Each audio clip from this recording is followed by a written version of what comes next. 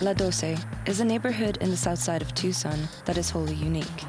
Spanning 3 miles along South 12th Avenue from 44th Street to Drexel Road, it's home to approximately 9,000 residents, 90% of whom identify as Latino. There are 253 businesses on the avenue, and it's here you'll find some of the most celebrated restaurants who contributed greatly to Tucson's designation as the first U.S. UNESCO City of Gastronomy. What makes this corridor of the city unique is its resilience as a cultural district despite years of disinvestment. Now more vulnerable than ever to gentrification, multiple agencies have been strategizing on ways to preserve and protect Doce's community and traditions. The Southwest Folklife Alliance is one nonprofit that has been leading these efforts in partnership with the grassroots organization Regeneración by engaging community members around issues of health and wellness and economic resiliency.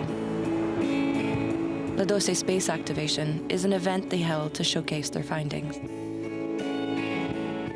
We've had amazing discussions. What do we want our communities to look like? What do we need? It's not up to just the city on how they get to dictate on how we want to live. It's about how we have the opportunity to go in and change the community that we live in.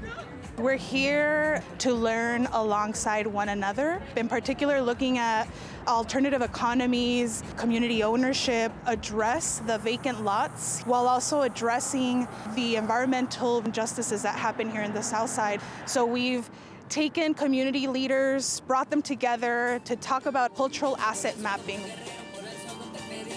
Cultural asset mapping is a tool that was used to identify and gather insight of the community's cultural resources. A survey was created to examine the skills and needs of Doce residents and create a network of skilled labor within the neighborhood. I know in my street there was a lot of mechanics, and I've actually had, my car fixed by some of them. We have seamstress, people that cook, just skills that people don't take that much into consideration, but then are taken to other places where, they're sold. We have a neighborhood that's full of roofers. Why is it that our roofs are leaking? If we have a community that has a bunch of plumbers, let's train them up to do rainwater harvesting, all that, to really invest in our environmental sustainability of our communities, but also uplift us. We have the least amount of trees and shade equity, so our streets are extremely hot. We want to address how everything intersects, those structural barriers, those systems that exist that continue to harm us. What happens when we bring the community together to build something that we deserve? Part of that is fighting gentrification by creating community land trusts that's actually owned by the community. Community land trusts are nonprofit, community-based organizations designed to ensure community stewardship of land and long-term housing affordability for low to moderate income families. It provides the opportunity for families to build equity through home ownership and preventing displacement through land speculation and other processes of gentrification. As we look at the gem here in the south side of Tucson, 80% of folks here are homeowners, but now we're starting to see signs pop up that will buy your house, claiming that our homes are ugly, right? So reducing our value internally. I've lived here my entire life. I was born here. It's important to me because affordability, it's not really there anymore. How do we ensure that our people are well-equipped engaging the business community here in the South Side? A lot of those cultural institutions don't own their buildings, even though they've been here for over 20, some over 30 years. If the community owns the land, we're going to use it collectively. And folks have asked, are you going to impose the same slumlord actions? And it's like, no, not if our values are based on trust, based on respect, because we're going to push what we inherently already have, is that connection to land. We've been noticing the waves of gentrification that are seeping into the South Side with the revitalization that happened on the West Side and downtown. Now, more than ever, right, there's a sense of urgency before that beast actually lands here. Of particular concern to residents is the proposed Norte-Sur line, a 15-mile-long, high-capacity transit route connecting the Tucson Mall on the north side to Tucson International Airport on the south side.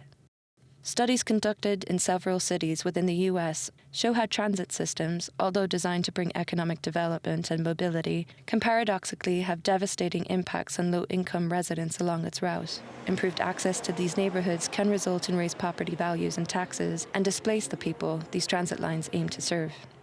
The Norte-Sur transit line is in a research stage, and community ambassadors have been enlisted to work with residents in identifying their concerns. How do you spark the rest of the neighborhood to follow your lead, you know? And David Garcia is the community ambassador in South Tucson and held a neighborhood meeting to hear the concerns of his municipality. what I heard, we have taxes going up, properties being sold, gentrification. We got third-generation families here, first-generation families here, and I can tell you what, ain't nobody gonna push me out.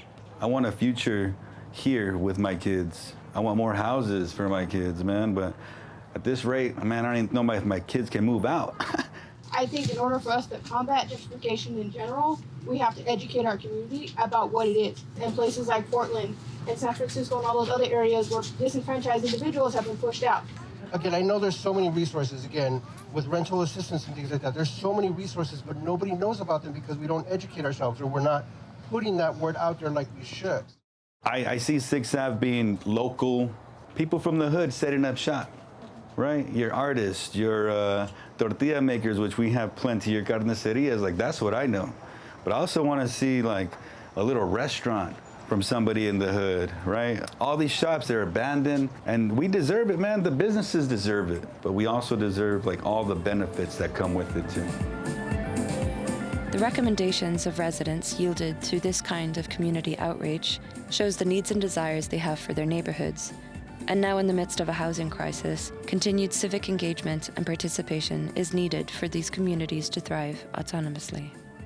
There's been times when we've bumped heads with the city, which is okay, you know, because that's what it's about, you know, and that's why we have to have constructive conversations on how do we move forward together, because they have a responsibility to us as constituents, but we also have a responsibility to our people and to our land, and for those things we do not have to apologize. Eso aprendí de mí, nunca chivato es mejor que calle. No me presumas dinero, no me presumas pistolas, no me presumas de calle. Tú también tienes ese miedo de tener un sueño que tires y falles. Yo te aconsejo que empieces a cuidar tu mente con muchos detalles. De gente que te está apuñalando detrás y no sabes. Real con los reales, hermano. Cuida bien las amistades.